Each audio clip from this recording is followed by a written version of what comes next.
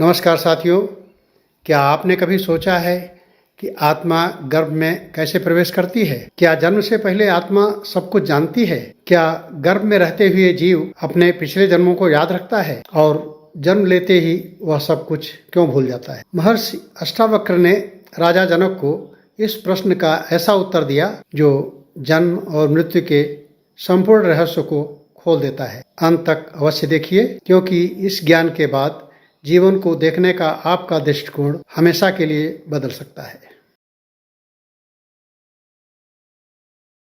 राजा जनक विनम्र स्वर में बोले, गुरुदेव, आपके उपदेशों से मैंने यह जाना है कि आत्मा न जन्म लेती है और न मरती है। वह सदा शुद्ध, बुद्ध और मुक्त है। किंतु मेरे मन में एक प्रश्न बार बार उठता है कि यदि आत्मा अजन्मा है तो वह गर्भ में कैसे प्रवेश करती है? जन्म लेने वाला कौन है? शरीर में चेतना कहाँ से आती है? और यदि आत्मा सर्वव्यापी है तो किसी एक गर्भ से उसका संबंध कैसे स्थापित हो जाता है? महर्षि अष्टावक्र मुस्कुराए। उन्होंने शांत स्वर में कहा, राजन, तुमने ऐसा प्रश्न पूछा है जिसका उत्तर जान लेने के बाद जन्म और मृत्यु का समस्त रहस्य स्पष्ट हो जाता है। परंतु पहले एक भ्रम दूर कर लो। यह मत समझो कि आत्मा कहीं से चलकर गर्भ में प्रवेश करती है, कि जैसे कोई मनुष्य एक घर छोड़कर दूसरे घर में चला जाए। यही सबसे बड़ा भ्रम है। राजा जनक ने आश्चर्यचकित होकर कहा, तो क्या आत्मा गर्भ में प्रवेश नहीं करती? अष्टावक्र बोले, जो सर्वव्यापी है वह कहीं से आता भी नहीं और कहीं जाता भी नहीं। आकाश को क्या किसी पात्र में भरकर लाया जा सकता है? नहीं। पात्र बनते ही आकाश उसमें प्रकट दिखाई देने लगता है। उसी प्रकार आत्मा भी कहीं से किसी स्थान से चलकर नहीं आती। जहाँ उपयुक्त शरीर और उपयुक्त परिस्थितियां बनती हैं, वहाँ चेतना का प्रतिबिंब प्रकट हो जाता है। फिर उन्होंने समीप रखे एक जल पात्र की ओर इशारा करते हुए कहा, देखो राजन, सूर्य एक है। यदि 100 घड़ों में जल भरकर रख दिया जाए तो प्रत्येक घड़े में सूर्य का प्रतिबिंब दिखाई देता है। तो क्या सूर्य सचमुच उन घड़ों के भीतर प्रवेश कर गया? नहीं, सूर्य अपने स्थान पर ही है। प्रतिबिंब केवल जल के कारण दिखाई दे रहा है। इसी प्रकार परमात्मा एक है और आत्मा उसी परम सत्य का स्वरूप है। जब कर्मों के अनुसार नया शरीर निर्मित होने लगता है, तब उस शरीर में चेतना का प्रकाश प्रतिबिंबित होने लगता है। अज्ञानी इसे आत्मा का प्रवेश कहते हैं, जबकि ज्ञानी जन इसे चेतना का प्राकट्य कहते हैं। राजा जनक अत्यंत ध्यान से सुन रहे थे। अष्टावक्र आगे बोले, अब सुनो कि जीव का रहस्य क्या है। आत्मा कभी किसी बंधन में नहीं आती, परंतु जब वही आत्मा मन, बुद्धि, अहंकार और पूर्व जन्मों के वासना के साथ अपनी पहचान जोड़ लेती है, तब उसे जीव कहा जाता है। जन्म लेने वाला आत्मा नहीं, बल्कि कर्मों से बंधा हुआ जीव है। उन्होंने एक गहरी सांस ली और कहा, कल्पना करो, एक पक्षी जो स्वभाव से स्वतंत्र है, पर यदि उसके पैरों में एक जंजीर बांध दी जाए और वो उड़ न सके, तो क्या उसकी उड़ने की शक्ति समाप्त हो गई? नहीं, केवल बंधन ने उसे रोक दिया है। उसी प्रकार आत्मा कभी बंधी नहीं होती, लेकिन कर्म, वासनाएं और इच्छाएं उस जीव को बांध लेती हैं और यही जीव नए शरीर की खोज करता है। राजा जनक ने कहा, गुरुदेव, यदि आत्मा स्वयं कुछ नहीं करती तो फिर नया शरीर कौन चुनता है? महर्षि अष्टावक्र बोले, राजन, यह चयन किसी जीव के चुनने से नहीं होता। यह चयन कर्मों के अचूक नियमों से होता है।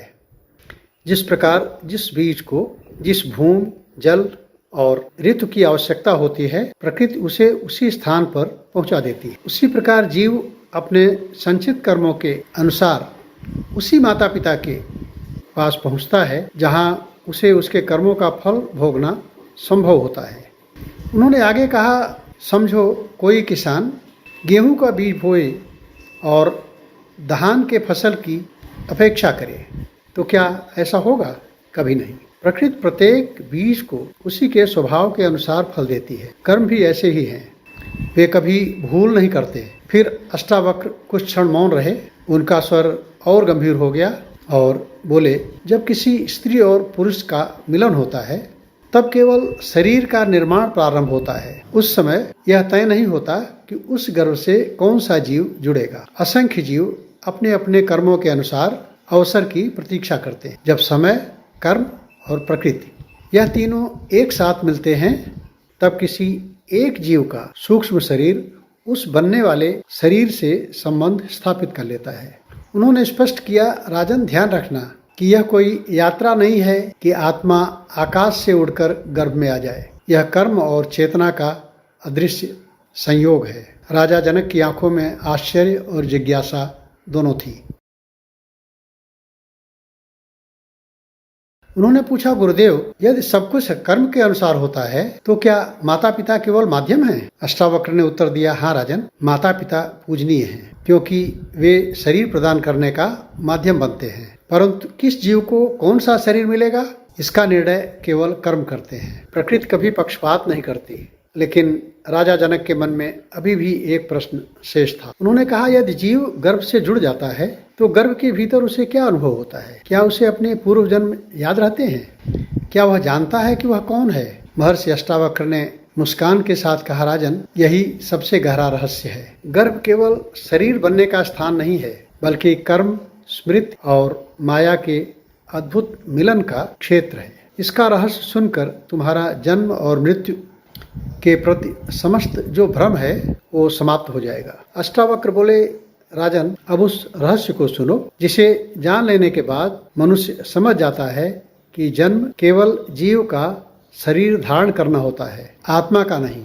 तुमने पूछा कि जीव गर्भ में क्या अनुभव करता है। इसका उत्तर जानने के पहले यह समझना आवश्यक है कि जीव गर्भ तक पहुंचता कैसे है। उन्होंने भूमि पर पड़े हुए एक बीज उठाकर अपनी हथेली पर रखा। इस छोटे से बीज को देखो, इसके भीतर एक विशाल वृक्ष छिपा हुआ है। शाखाएं, पत्ते, फूल, फल सब कुछ अभी दिखाई नहीं देता, पर सब कुछ बीज में सूक्ष्म रूप से विद्यमान है।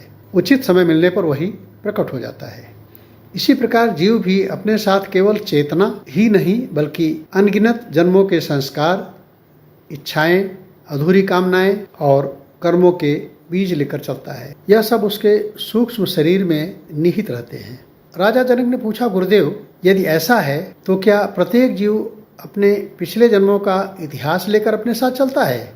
अष्टावक्र मुस्कुराए, इतिहास साथ आता है, स्मृति नहीं। राजा जनक ने विस्मित होते हुए पूछा, यह कैसी बात? अष्टावक्र बोले, मान लो किसी व्यक्ति ने वर्षों तक वीणा का अभ्यास किया हुआ है, तो अगले जन्म में उसे ये तो नहीं याद रहेगा कि इसे उसने किस गुरु से सीखा था, कहाँ सीखा था, किस नगर में रहता था, क्या नाम था, परंतु संगीत के प्रति उसकी रुझान और आकर्षण सहज हो जाएगा। वही संस्कार है। इसी प्रकार किसी को जन्म से ही करुणा प्रिय होती है, किसी को क्रोध शीघ्र आ जाता है, कोई सत्य के लिए प्राण देने को तैयार रहता है, तो कोई छल और कपट में ही आनंद की अनुभूति करता है। यह केवल इस जन्म की आते नहीं बल्कि अनेक जन्मों के संस्कारों से आता है और उन्हीं का फल है। उन्होंने कहा, यही कारण है कि एक ही घर में जन्मे दो भाइयों के स्वभाव अलग अलग होते हैं। माता पिता एक है, पालन पोषण एक है, फिर भी उनके विचार, प्रवृत्तियां और जीवन पथ अलग होते हैं। क्योंकि शरीर तो समान वातावरण में पैदा होता है, समान वातावरण में वो पलता है, पर जीव अपने अपने कर्मों का भार लेकर चलता है। राजा जनक ने गंभीर होते हुए पूछा, तो क्या गर्भ में प्रवेश करते समय जीव सब कुछ जानता है? अष्टावक्र ने उत्तर दिया, आरंभ में जीव के ऊपर उसके पिछले जन्मों के संस्कारों की छाया रहती है, लेकिन जैसे जैसे नया शरीर विकसित होता है वैसे वैसे प्रकृति उसे नए जीवन के लिए तैयार करती है। यही प्रकृति की अद्भुत लीला है। उन्होंने एक सुंदर उदाहरण दिया। कहा कि जब कोई कलाकार नया चित्र बनाता है तो पुराने चित्रों को मिटा देता है, नया कैनवास तैयार करता है। यदि पुराना चित्र बना रहे तो नया चित्र कभी स्पष्ट होगा ही नहीं। इसी प्रकार यदि जीव को प्रत्येक जन्म की सारी स्मृतियां याद रहे तो वह नए जीवन का अनुभव ही नहीं कर पाएगा। इसीलिए प्रकृति उसकी स्मृतियों पर माया का आवरण डाल देती है। जनक ने पूछा, क्या यही माया है? अष्टावक्र बोले, हाँ, माया का एक कर्म एक कार्य ये भी है, वह सत्य को वैसे नष्ट नहीं करती, केवल ढक देती है। जैसे बादल सूर्य को मिटाते नहीं हैं, केवल उसे आच्छादित कर देते हैं, केवल उसे ढक देते हैं। सूर्य हमारी दृष्टि से छिप जाता है। फिर उन्होंने अत्यंत गंभीर स्वर में कहा, राजन, याद रखना, आत्मा कभी कुछ नहीं भूलती, क्योंकि आत्मा में तो स्मृति का प्रश्न ही नहीं है। भूलता जीव है, जो खुद को मन और बुद्धि के साथ जोड़ लेता है। अष्टावक्र बोले, जब गर्भ में शरीर का निर्माण प्रारंभ होता है, तब पहले सूक्ष्म स्तर पर प्राणों की व्यवस्था होती है। फिर धीरे धीरे इंद्रियों के आधार का बनना शुरू हो जाता है। आंखें बनती हैं, पर देखने की शक्ति बाद में प्रकट होती है। कान बनते हैं, पर सुनने की शक्ति बाद में आती है। शरीर मिट्टी के पात्र की तरह तैयार होता है और चेतना का प्रकाश उसमें धीरे धीरे व्यक्त होने लगता है। और फिर उन्होंने राजा जनक की ओर देखकर पूछा, राजन, यदि कोई दीपक बना दिया जाए और उसमें तेल और बाती नहीं डाली जाए तो क्या वो प्रकाश देगा? राजा जनक ने कहा, नहीं गुरुदेव, और यदि तेल और बाती डाल भी दिया जाए, उसे प्रज्वलित नहीं किया जाए, तब भी प्रकाश नहीं देगा। अष्टावक्र बोले, ठीक वैसे ही शरीर, प्राण और चेतना, इन तीनों का समुचित संयोग होने पर ही जीवन का प्राकट्य होता है। फिर उन्होंने एक बहुत ही महत्वपूर्ण बात कही। लोग कहते हैं आत्मा गर्भ में प्रवेश कर गई, लेकिन ज्ञानी जनों का मत है कि कर्म के अनुसार जीव का सूक्ष्म संबंध बनने वाले शरीर से स्थापित हुआ। दोनों कथनों में अंतर है, लेकिन सूक्ष्म, लेकिन सत्य इसी सूक्ष्म अंतर में छुपा हुआ है। राजा जनक अब पहले से अधिक गंभीर हो चुके थे। उन्होंने विनम्र होकर पूछा, गुरुदेव, यदि जीव के साथ कर्म भी गर्भ में उसके साथ होते हैं, तो क्या उसी समय उसके पूरे जीवन के भाग्य निश्चित हो जाते हैं? महर्षि अष्टावक्र मुस्कुराकर बोले, राजन, यही प्रश्न तुम्हें कर्म के सबसे गहरे रहस्य तक ले जाएगा। मनुष्य का प्रारब्ध कब निश्चित होता है, कौन सी बातें जन्म से पहले तय होती हैं और कौन से कर्म उसके वर्तमान को बदल सकते हैं, इसका उत्तर जाने बिना गर्भ का रहस्य अधूरा रहेगा। उन्होंने अपनी दृष्टि आकाश की ओर उठाई और कहा, अब मैं तुम्हें प्रारब्ध, संचित कर्म और आने वाले जीवन के अद्भुत संबंध का रहस्य बताऊंगा। इसे सुनकर तुम्हें समझ आ जाएगा कि कोई राजा बनकर क्यों जन्म लेता है और कोई निर्धन बनकर क्यों, कोई बीमार होता है, कोई स्वस्थ, क्यों कोई जन्म से ही कष्ट पाता है और क्यों नहीं। महर्षि अष्टावक्र गंभीर स्वर में कहते हुए बोले, राजन, उस रहस्य को सुनिए जिसे जाने बिना मनुष्य जीवन भर भाग्य को दोष देता रहता है। वह सोचता है कि ईश्वर ने उसके साथ अन्याय किया है, जबकि सत्य यह है कि ईश्वर केवल न्याय करता है, अन्याय कभी नहीं। राजा जनक ध्यान पूर्वक सुन रहे थे। अष्टावक्र बोले, जीव जब एक शरीर छोड़ता है तब उसके सभी कर्म एक समान समाप्त नहीं हो जाते। कर्म 3 प्रकार के होते हैं, संचित, प्रारब्ध और क्रियामाण। संचित कर्म वो हैं जो अनेक जन्मों से एकत्रित हुए हैं। प्रारब्ध कर्म वो है जिसका फल मनुष्य को वर्तमान समय में अवश्य भोगना पड़ेगा, और क्रियामाण कर्म वो हैं जो मनुष्य इस जीवन काल में करता है, जिनसे भविष्य का निर्माण होता है, या ये कहिए जिससे भविष्य का निर्माण बदलता है। उन्होंने आगे कहा, जब किसी जीव के लिए नया जन्म निश्चित होता है, तब उसके कर्मों के संचित विशाल भंडार में से केवल उतना ही भाग चुना जाता है जिसे वह एक जीवन में भोग सके। यही उसका प्रारब्ध बनता है। राजा जनक ने कहा, तो क्या गर्भ में प्रवेश करने के पहले ही ये निश्चित हो जाता है कि उसे कैसा जीवन मिलेगा? अष्टावक्र बोले, कुछ बातें तो निश्चित होती हैं, लेकिन सब कुछ नहीं। जन्म का स्थान, माता पिता, शरीर की मूल प्रकृति और कुछ परिस्थितियां प्रारब्ध के अनुसार ही होती हैं। लेकिन मनुष्य वर्तमान में जो कर्म करता है, उनसे वह अपने भविष्य की दिशा बदल सकता है। इसीलिए ज्ञानी कभी भाग्य पर अहंकार नहीं करते और न ही भाग्य को दोष देते हैं। मान लो एक नाव नदी में उतार दी गई, तो ये समझ लो कि नदी की धारा उस जीव के लिए प्रारब्ध है, लेकिन नाविक के हाथ में पतवार भी है। यदि वह बुद्धि और पुरुषार्थ से प्रयत्न करे तो उसे किनारा अवश्य मिलेगा, लेकिन अगर वो पतवार ही छोड़ दे तो धारा उसे जहाँ चाहे ले जाएगी। राजा जनक ने विनम्रतापूर्वक कहा कि गुरुदेव, अब मुझे कुछ समझ में आने लगा है।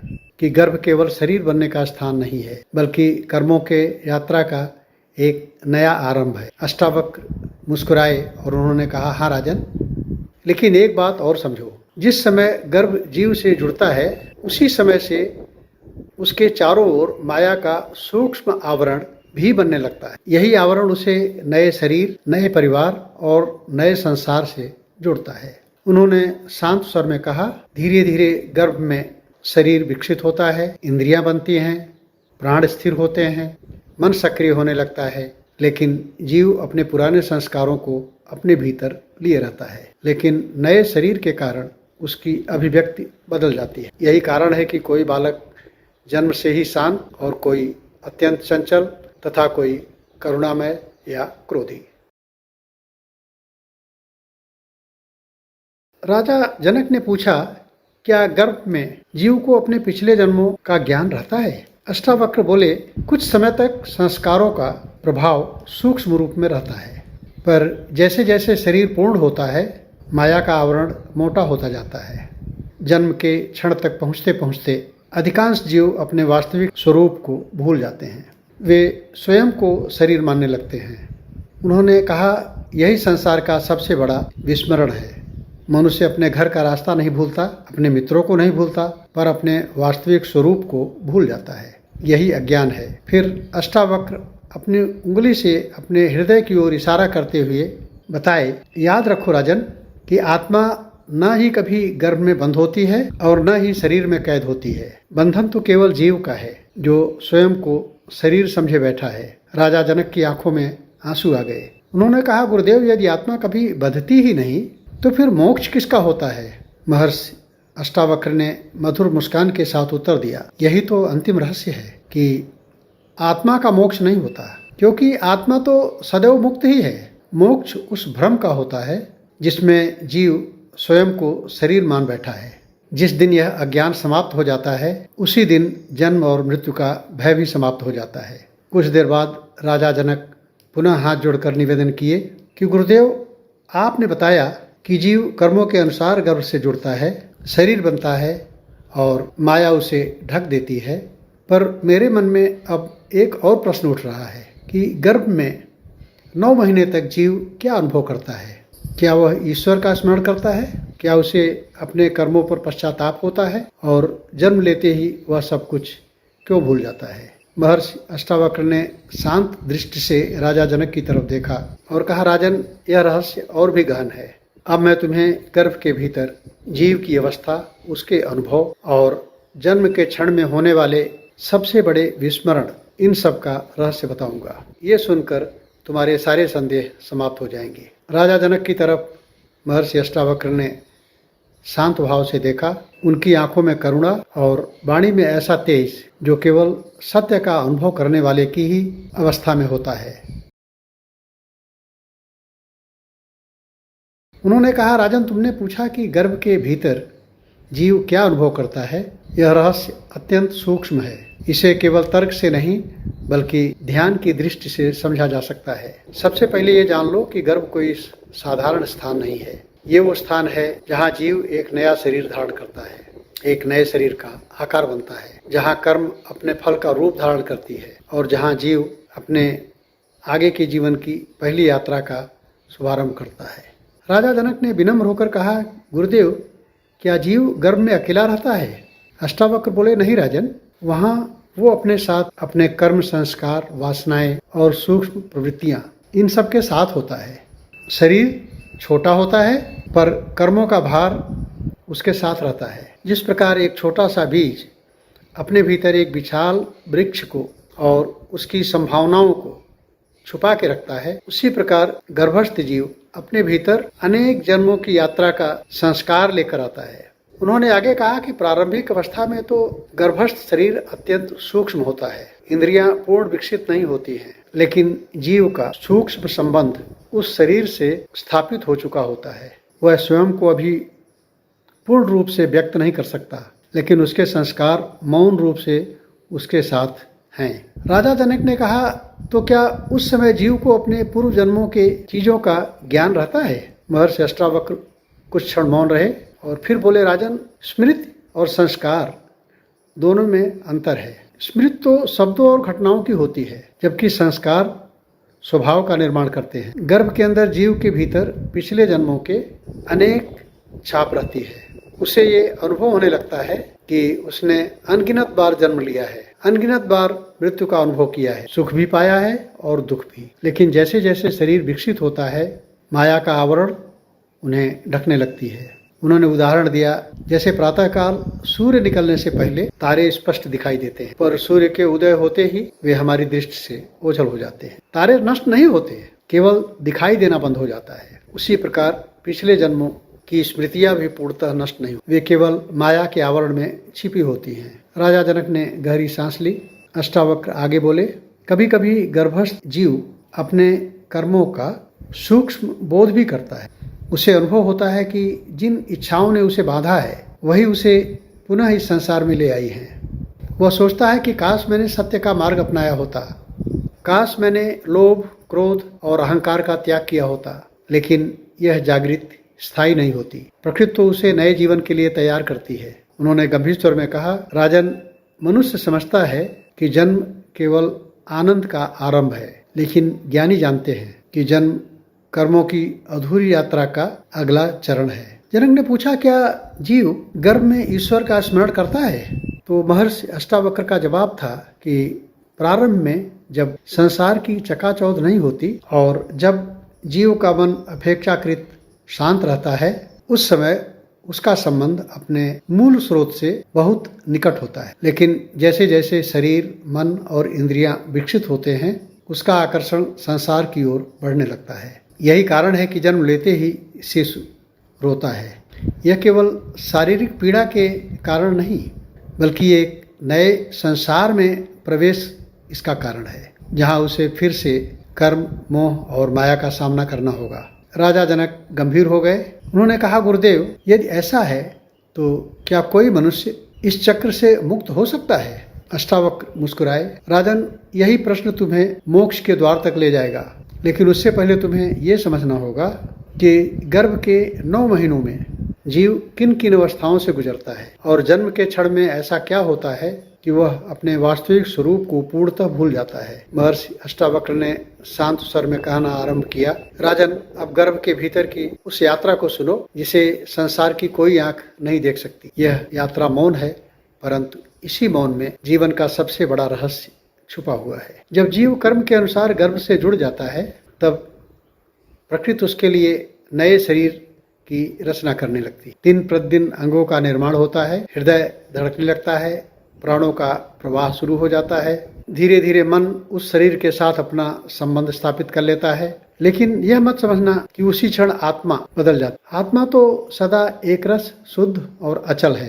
परिवर्तन केवल शरीर और मन में होता है। राजा जनक ने पूछा, गुरुदेव, यदि शरीर अभी पूर्ण नहीं है तो क्या जीव उस समय सुख दुख का अनुभव करता है? अष्टावक्र बोले, अनुभूति शरीर से नहीं होती, ये तो मन और संस्कारों से जुड़ा हुआ है। जैसे स्वप्न में शरीर बिस्तर पर पड़ा रहता है, फिर भी मनुष्य हंसता है, रोता है, भयभीत होता है, इत्यादि चीजें होती रहती हैं। उसी प्रकार गर्भस्थ जीव भी सूक्ष्म शरीर के स्तर पर अनुभव करता है। उसे अपने अधूरे कर्मों की हलचल महसूस होती है। कभी मन में अनजाना भय उठता है, कभी एक सूक्ष्म वैराग्य की लहर आती है। वह जानता नहीं कि वो कौन है, लेकिन इतना अनुभव उसे अवश्य होता है कि यह यात्रा नई नहीं है। महर्षि अष्टावक्र ने एक क्षण रुककर फिर कहा कि संसार में सबसे बड़ी कैद लोहे की नहीं, भूल की कैद है। गर्भ में जीव उस सत्य के निकट होता है। वो जानता है उस समय कि वह शरीर नहीं है, लेकिन जैसे जैसे जन्म का समय निकट आता है, माया उसके ऊपर परत दर परत आवरण डालती जाती है। उन्होंने फिर एक उदाहरण दिया, कल्पना करो कि एक निर्मल दर्पण है, उसमें सूर्य का प्रकाश स्पष्ट दिखाई दे रहा है और अगर उसके ऊपर धूल की परतें जमती जाए तो क्या सूर्य बदल जाता है? नहीं, केवल प्रतिबिंब धुंधला हो जाता है। ठीक इसी प्रकार आत्मा का प्रकाश कभी मंद नहीं पड़ता, लेकिन धुंधला पर मन और अज्ञान में आता है। राजा जनक ने कहा, तो क्या यही कारण है कि कुछ बालक जन्म से ही धर्म की तरफ उनका झुकाव हो जाता है और कुछ का विषय भोगों की तरफ? अष्टावक्र ने उत्तर दिया, हाँ राजन, जन्म के समय जो संस्कार आते हैं वे बालक की प्रारंभिक प्रवृत्तियों को प्रभावित करते हैं। कोई बिना सिखाए ही करुणामय हो जाता है, कोई तपस्वी स्वभाव का और कोई अत्यंत चंचल। यह सब उसी सूक्ष्म यात्रा की छाप है। फिर उनका स्वर अत्यंत गंभीर हो गया और बोले, लेकिन याद रखो, संस्कार भाग्य नहीं है, वे केवल प्रवृत्तियां हैं। मनुष्य विवेक, साधना और सत्संग से उनमें परिवर्तन ला सकता है, उन्हें बदल सकता है। क्योंकि अगर परिवर्तन असंभव होता तो मोक्ष भी संभव नहीं होता। राजा जनक ने श्रद्धा से सिर झुका लिया। अष्टावक्र बोले, अब एक और गहन रहस्य सुनो। जब गर्भ में जीव का शरीर लगभग पूर्ण होने को होता है, तब उसके भीतर पहली बार संसार का मोह और भय और आकर्षण दोनों एक साथ आते हैं। आकर्षण इसलिए कि कर्म उसे जीवन की ओर खींचते हैं, और भय इसलिए कि भीतर उसे कहीं अनेक जन्मों के दुखों का अनुभूति होता है। यही कारण है कि ज्ञानी कहते हैं कि जीव संसार में आनंद लेने नहीं, सीखने आता है। जो इसे केवल भोग का स्थान समझता है वह बार बार लौटता है, जो इसे आत्मबोध का अवसर समझता है वही मुक्त होता है। राजा जनक ने हाथ जोड़कर पूछा कि गुरुदेव, यदि गर्भ में जीव सत्य के इतना निकट होता है तो वह जन्म लेते ही सब कुछ क्यों भूल जाता है? कौन सी शक्ति उसे उसके वास्तविक स्वरूप से दूर करती है? महर्षि अष्टावक्र की आंखों में दिव्य तेज प्रकट हुआ और उन्होंने कहा, राजन, यही इस रहस्य का अंतिम और सबसे गहन भाग है। जन्म के क्षण में माया, प्राण और इंद्रियां ये सब मिलकर ऐसा आवरण रचती हैं कि जीव स्वयं को शरीर मान बैठता है, और यहीं से शुरुआत होती है अज्ञान की। यही संसार का मूल चक्र कारण भी है। अब मैं तुम्हें जन्म के उस क्षण का रहस्य बतलाऊंगा जहाँ एक ओर शिशु पहली सांस लेता है और साथ ही वो अपने वास्तविक स्वरूप को भूल जाता है। जन्म का क्षण केवल शरीर का बाहर आना नहीं है, वह तो जीव की चेतना के लिए एक नए अध्याय का आरंभ है। उन्होंने आगे कहा कि जब गर्भ में 9 मास की यात्रा पूर्ण होने लगती है, तब प्रकृति उसके शरीर को संसार के योग्य बना देती है। प्राणों का प्रवाह स्थिर हो जाता है, इंद्रियां अपने अपने कार्य के लिए तैयार हो जाती हैं, मन उस शरीर के साथ गहराई से जुड़ने लगता है, और तभी माया अपना अंतिम आवरण उसके ऊपर डाल देती है। राजा जनक ने कहा, गुरुदेव, क्या यही आवरण उसको अपने वास्तविक स्वरूप से दूर करता है? अष्टावक्र बोले, हाँ राजन, कल्पना करो कि कोई राजा नाटक में भिखारी का अभिनय करने लगे और अभिनय करते करते वह स्वयं को भिखारी मान ले, तो उसका दुख किस कारण से होगा? राज्य के खो जाने से? नहीं, बल्कि अपनी पहचान भूल जाने के कारण। ठीक यही जीव के साथ होता है। ये आत्मा असीम, शुद्ध और मुक्त, लेकिन जन्म लेते ही वह स्वयं को शरीर मान लेता है। फिर कहता है, मैं पुरुष हूँ, मैं स्त्री हूँ, मैं अमीर हूँ, मैं गरीब हूँ, यह मेरा परिवार है, यह मेरा धन है। यहीं से मैं और मेरा का भ्रम प्रारंभ होता है। उन्होंने गंभीर स्वर में कहा, याद रखना राजन, बंधन संसार में रहने से नहीं आता, बंधन संसार को मेरा मान लेने से होता है। राजा जनक मंत्रमुग्ध होकर सुन रहे थे। अष्टावक्र ने आगे कहा, जन्म लेते ही बालक पहली बार जब सांस लेता है और उसी के साथ इंद्रियां बाहर की ओर दौड़ पड़ती हैं, आंखें रूपों की ओर, कान शब्दों की ओर और जीभ स्वाद की ओर, त्वचा स्पर्श की ओर, नाक सुगंध की ओर, और मन इन सब का स्वामी बनकर विषयों में उलझने लगता है। और इसी प्रकार जीव अपने वास्तविक स्वरूप को भूलकर संसार की यात्रा प्रारंभ कर देता है। उन्होंने एक सुंदर उदाहरण दिया। एक निर्मल झील में पूर्ण चंद्रमा का प्रतिबिंब स्पष्ट दिखाई देता है, लेकिन अगर उस प्रतिबिंब को ही कोई चंद्रमा समझ ले तो क्या यह उसकी भूल नहीं होगी? इसी प्रकार शरीर आत्मा का माध्यम है। आत्मा स्वयं शरीर नहीं है। जो शरीर को ही अपना स्वरूप मान लेता है वही दुख पाता है। राजा जनक ने पूछा, गुरुदेव, यदि जन्म के समय ही ये विस्मरण हो जाता है तो मनुष्य सत्य को पुनः कैसे प्राप्त करे? महर्षि अष्टावक्र के मुख पर मधुर मुस्कान छा गई। उन्होंने कहा, यही तो मानव जीवन का मुख्य उद्देश्य है। मनुष्य इस संसार में केवल धन कमाने, भोग भोगने या यश पाने के लिए नहीं आया है, वह तो अपने खोए हुए सत्य को पहचानने आया है। जिस दिन उसे अनुभव हो जाता है कि मैं शरीर नहीं हूँ, मैं मन नहीं हूँ, मैं बुद्धि नहीं हूँ, मैं शुद्ध चैतन्य हूँ, उसी दिन समझ लो उसका दूसरा जन्म हो गया। पहला जन्म माता के गर्भ से होता है, दूसरा जन्म ज्ञान के पैदा होने से। यह सुनकर राजा जनक की आंखें भर आई। उन्होंने कहा, गुरुदेव, अब मैं समझ गया कि आत्मा कभी गर्भ में प्रवेश नहीं करती, न ही जन्म लेती है। जन्म तो केवल जीव का शरीर के साथ संबंध स्थापन है। वो अपने कर्मों के कारण नए शरीर से जुड़ता है और अज्ञान के कारण उसी शरीर को स्वयं मान बैठता है। अष्टावक्र प्रसन्न होकर बोले, राजन, तुमने इस रहस्य का सार समझ लिया है। जिस दिन मनुष्य को यह समझ में आ जाता है कि वह जन्मा नहीं है, उसी दिन उसे मृत्यु का भय खत्म हो जाता है। जिस दिन वह जान लेता है कि वह आत्मा है, उस दिन से संसार उसके लिए बंधन नहीं, एक साधना बन के रह जाती है। साथियों, मुझे आशा है कि आपको काफ़ी चीज़ें समझ में आई होंगी। अगर आपको एक बार में कुछ ऐसा लगता हो कि समझने में कठिनाई है, तो आप इसको दोबारा सुन सकते हैं। बहुत बहुत धन्यवाद।